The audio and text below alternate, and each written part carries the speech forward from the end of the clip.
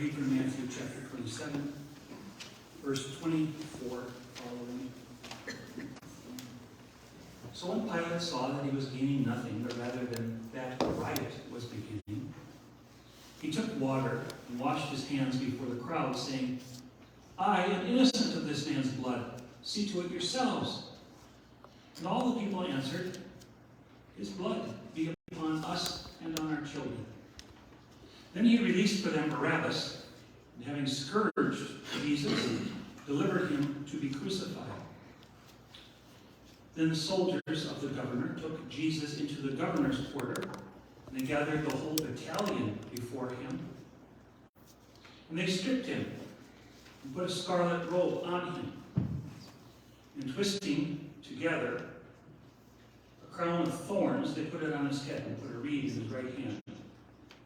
And kneeling before him, they mocked him, saying, Hail, King of the Jews! And they spit on him and took the reed and struck him on the head. And when they had mocked him, they stripped him of the robe and put on his own clothes on him and led him away to be crucified. The Gospel of the Lord. Praise to you, O Christ. Do recall how this Gospel portion starts. It begins a little earlier with the question of Barabbas set before the people and Jesus set before the people. And how Pilate says, now I have this custom, this wonderful custom, by which one of the guilty, according to our law, is set free for you, for the Jewish people.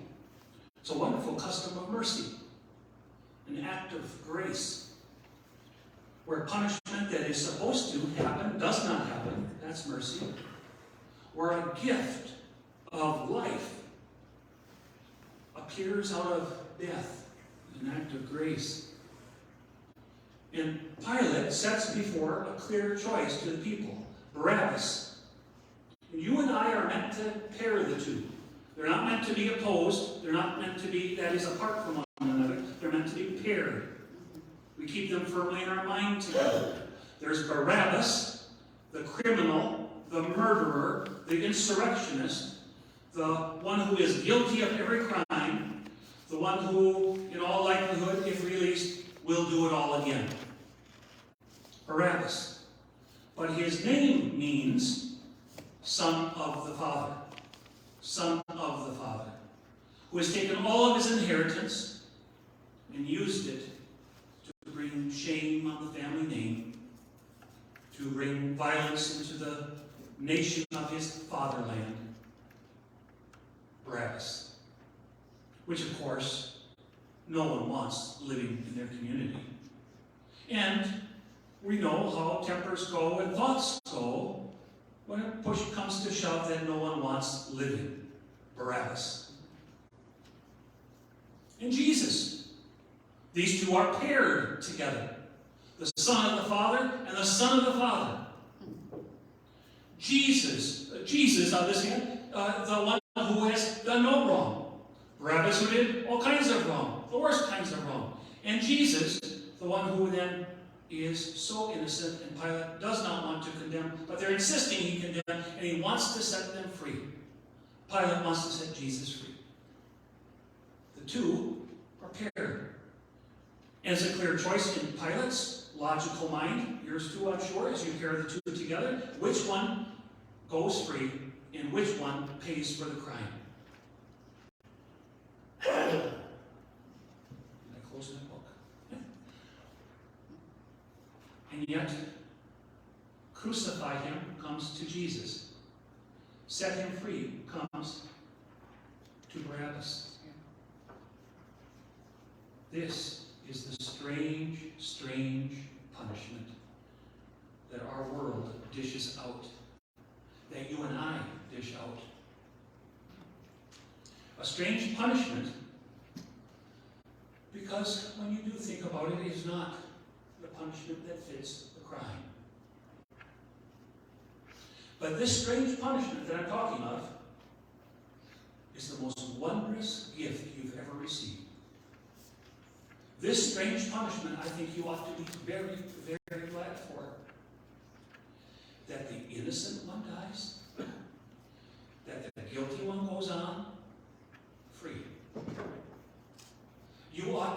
so grateful for such a strange punishment.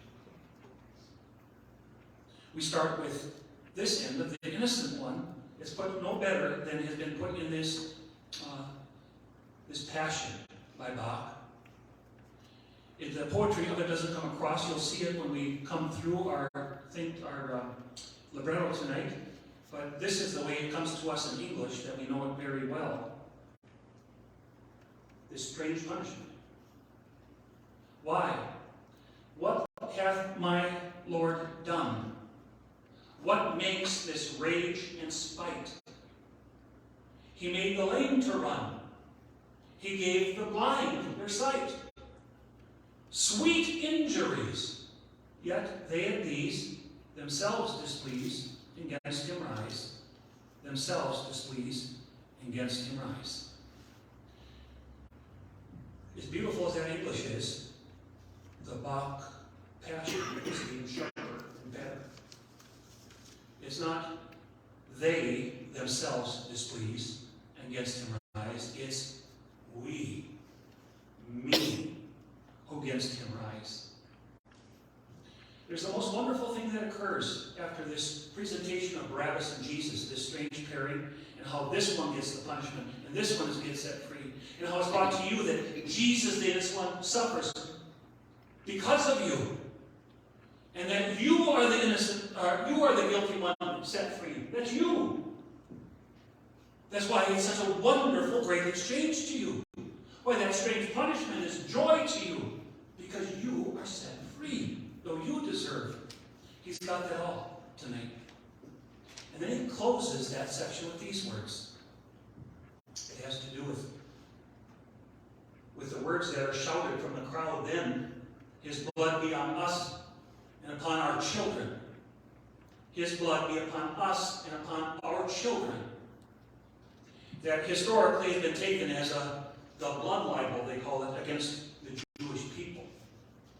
With all of the Holocaust that comes from that, directly. But Bach knows how the Passion is meant to be told. He's an evangelist. He wants to confront you with your sin, and you with owning the sin. So that you would say about this very phrase, this is mine. His blood, Jesus' blood. Be not just upon me, but as the text will lead us tonight in prayer, in me. May I be that vessel which holds his blood. And that your earnest prayer be, Jesus' blood be upon our children. That this is not then a blood libel against some other group. No. This is the claim of a guilty sinner longing for and loving the blood of an innocent Savior that's all mine. All mine in cause, and all mine in the gift of grace. So we end our section tonight with us being that cup and fill us. May the cup of our tears, your tears, his blood, fill our hearts. Fill our hearts. Fill it up with his blood. And you've received that gift tonight, just as Jesus intended. So those who get it so wrong as to say this is an indictment against a certain race,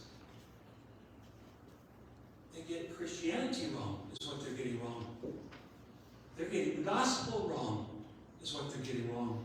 We come right back to where we started our Lent together. Guilt and grace. And that your God desires you to confront both, and does so with the means of Jesus.